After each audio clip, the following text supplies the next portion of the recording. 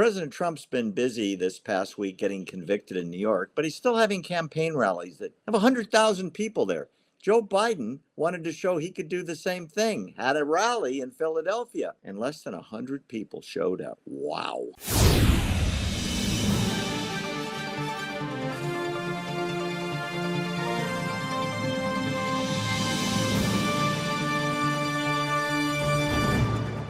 Well, speaking about Pennsylvania, Joe Biden wanted to do a rally to Pandering show Joe that he, Biden. sorry? Pandering Joe Biden. Oh, that's what we're going to talk about. He went to another black school, Girard College, and he wanted to show that he could outdraw President Trump. Now, Trump had just gone, I think it was in the Bronx, where he pulled 100,000 people in the middle of the trial, right? They were lining up at noon for a 6 o'clock start.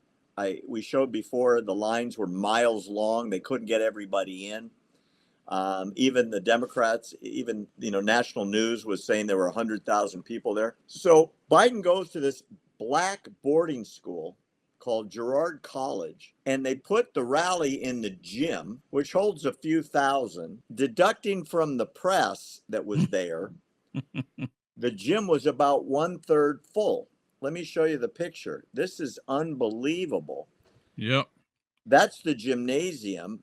Way off in the distance, that little tiny thing, that's the President of the United States. And according to independent press, and social media, after a paid Democrat operative posted, "Full house, you should have been here," this picture was released. And then what happened was the Democrat Party cropped the picture so that it was just the left side showing, so like the first 3 rows, but they didn't show the back of the room, which was completely empty. So I wonder if Trump can pull 100,000 people and Biden can't pull 1,000 people. As President Trump said, 39 kids that had to be there showed up. Philadelphia has 1.6 million people. It's a Democrat stronghold that votes overwhelmingly Democrat. And he had less than 1,000 people there, most of whom were press and part of his entourage. I want to point out, before I get your comment, that according to new polling numbers, Biden's black support was at 94% when he took office. It's now down to 42%. The black vote ain't in his hip pocket anymore. What do you attribute that absolutely catastrophic change in black support for the Biden-Harris ticket? I think we've had the discussion before. There's a couple of things here. But first, let me say this. I'm going to make a prediction here that from here on out, that whatever state, city that they go to, they're going to do it inside of a gym. Because if you put a gym with 10 people and they all start screaming, it sounds like a packed house. I mean, think about it.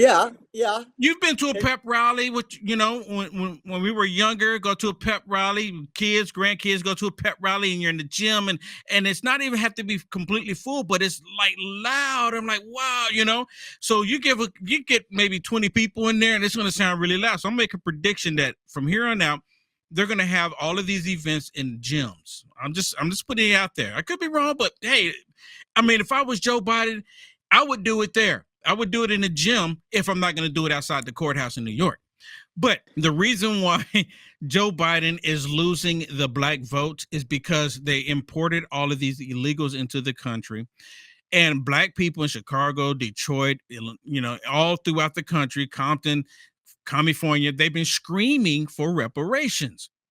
And the Democrat parties come back and say, look, okay, we got you. We hear you. We're going to fight for you. We're going to make these reparations happen. And they constantly saying, we're going to make it happen. And nothing ever happens. Because, see, they're trying to figure out, how do we do this? How do we give just black people, money that for reparations that they shouldn't be receiving in the first place? But we're going to try to figure out how to do it. Then this happens. Illegals come in. They start getting all of this funding. They started giving them all this money, and the black people are like, but wait a minute. They never worked a day in their lives here. You constantly told us that you didn't have the money for black people, for us, for our reparations. But these people are getting reparations. They're getting the reparations money now, because all of a sudden you were able to find millions of dollars to give to these illegals, but you didn't have a Oh, red wait, cent for us. if I can correct you, billions. Okay, yep, It's billions. $9,000 per illegal, which is more than we give veterans, which is more than we give anybody on any kind of government subsistence. We have rejected Americans. We've rejected our veterans. We have diverted the funding to people that are felons by the millions. So Barry, they're taking all that, the billions of dollars, and you're correct. Thank you so much for that. And they give all this money to illegals. But then what does Joe Biden do next? Oh, you have a student loan. We're going to pay that off too. But all of you have been screaming for reparations, nothing for you. But then Joe Biden shows up again every 2 to 4 years, just like they normally do, pandering to black people, saying, hey, we're going to tickle your ears. We're going to tell you that we're here for you. We're going to help you.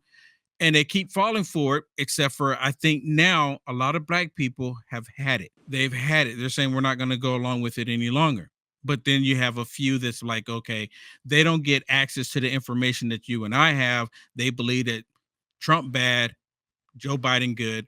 When Joe Biden's been the one that's been saying all the racist comments, holding the hands and saying that Robert Byrd was a leader, a true leader, a mentor for him. He So was. He was a leader of the KKK. He was a leader. yes. Yeah. So this is, and a lot of people now are starting to see the truth. One more thing, if I can, Barry. President Trump was in office. People were complaining about President Trump. The left, we were complaining about him, saying he was this and that, this and that. And they were complaining, but everything was good. People were working. Black people were working. Hispanics were working. They complained, but they were working.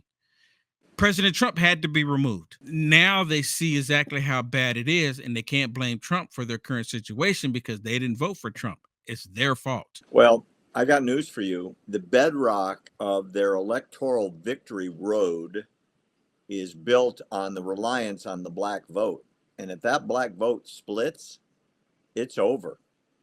It's over in a lot of places, all the swing states, because they were within a few thousand votes. Officially, I might add. If those votes go away, because as Trump said 8 years ago, are you better off now than you were? Everyone is saying, no, I'm not better off. No, I'm not better off. The country's not better off. Have you seen the new talking point? Now, you've seen the video, Barry, where they show the press and they show like where they talk about our democracy, and then they show a picture up here, one news organization, our democracy, and they put them all on the screen, our democracy, like they all got the same memo to talk about it. The new memo is that, okay, yeah, people, they're hurting at the gas pump and when they go to the grocery store, but we're better off.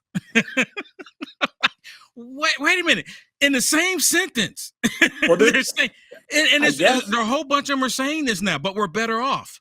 You got to say something, because if you say nothing in the void, the data comes out. And we're going to talk about it in a couple of minutes. So hold that thought.